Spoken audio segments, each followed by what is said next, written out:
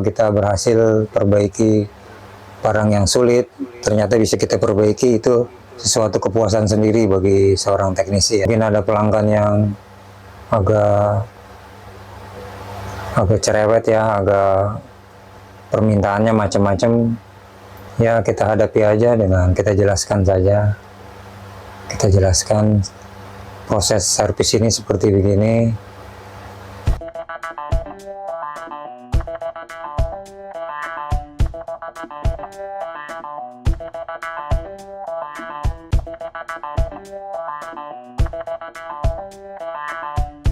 Assalamualaikum warahmatullahi wabarakatuh. Nama saya Syarif. Saya usaha di bidang jasa perbaikan alat-alat elektronik dari tahun 2005 sampai dengan sekarang. Saya melayani servis elektronik, barang-barang elektronik. Latar belakang pendidikan saya teknik elektro.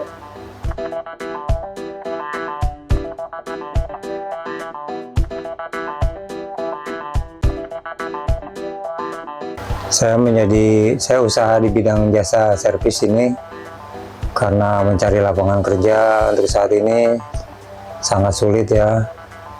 Saya mencoba usaha mandiri.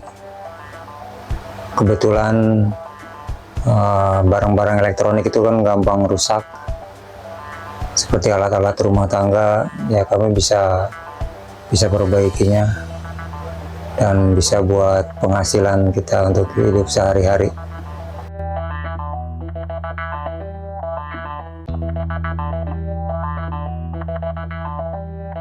Dalam mengerjakan servisan ini tentu saja ada kendala, terutama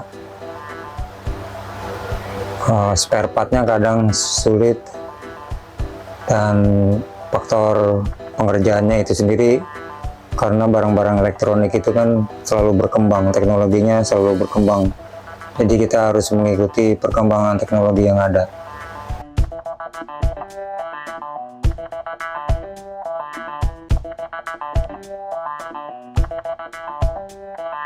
Saya menangani servis alat-alat elektronik seperti kipas angin, Magicom,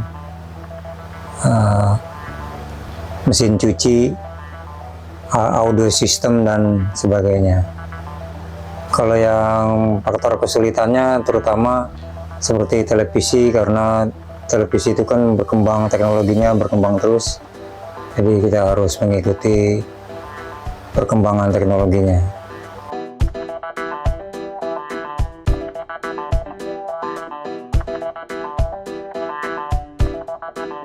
Yang paling mudah ya seperti kipas angin, setrika listrik,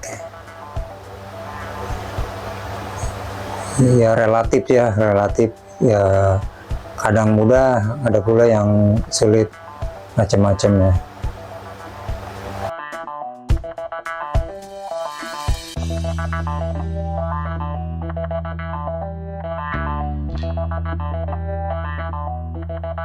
Sehari kadang tidak menentu ya, relatif. Kalau setiap harinya itu rata-rata itu ada 3 barang yang kita servis, 3 atau 4 yang kita servis dalam satu hari. Waktu pengerjaannya itu relatif ya, tergantung kerusakannya. Kalau memang kerusakannya ringan ya cepat selesai, dalam hitungan menit selesai. Tapi kalau sulit mungkin butuh beberapa hari, karena kan kita cari spare partnya dulu. Alatan yang kita gunakan ya standar aja, seperti apometer, alat MBR semacam ini untuk mengecek short atau tidaknya alat elektronik itu, multimeter analog, sorde listrik, penyedot timah, dan sebagainya.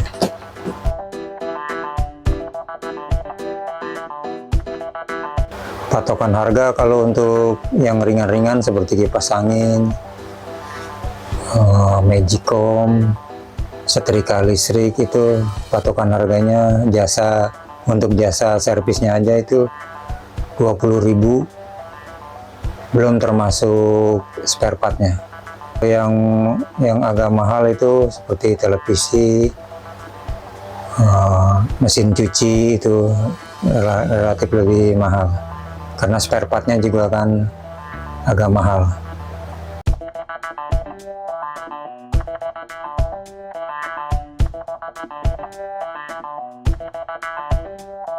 Kalau promosi kita lewat dari mulut ke mulut aja ya. Kita juga pasang spanduk di depan rumah.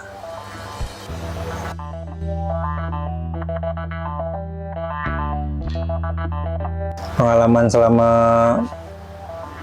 pekerjaan servis ini beragam ya. Kadang kalau kita ngerjakan yang sulit itu butuh waktu yang lama ya, kadang sampai begadang sampai tengah malam ya kalau belum selesai itu.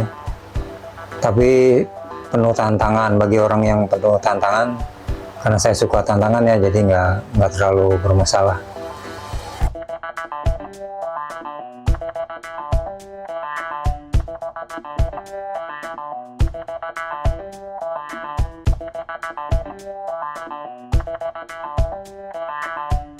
Waktu ngerjain televisi saya juga pernah kesetrum karena mungkin kurang hati-hati,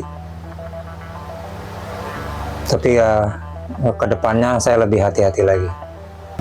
Kegagalan dalam servis ya biasalah, ada juga yang tidak bisa kita benerin karena faktor kerusakannya sudah parah ya, jadi kita nggak bisa benerin lagi dan kita kembalikan ke konsumennya.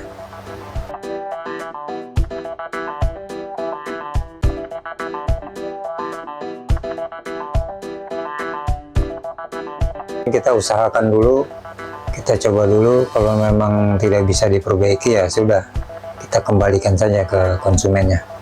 Kalau barang yang sudah kita servis kemudian rusak lagi, itu kita kasih garansi, biasanya garansi 1 bulan, dan kita perbaiki lagi. Selama masa garansi, biaya servis masih kita jamin, kecuali spare partnya.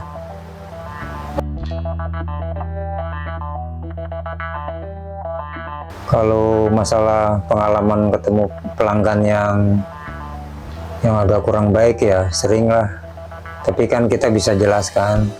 Mungkin ada pelanggan yang agak cerewet ya, agak permintaannya macam-macam ya, kita hadapi aja dengan kita jelaskan saja. Kita jelaskan proses servis ini seperti begini, dan rata-rata sih pada mengerti, konsumen kita mengerti. Dengan kemajuan teknologi, terutama teknologi informasi, justru lebih memudahkan kita dalam usaha servis ini, karena kan kita bisa share ke Google, ke YouTube, jadi itu sebagai bahan pelajaran juga. Jadi di era informasi ini malah lebih mudah kita mencari informasi dan mempelajari elektronik ini.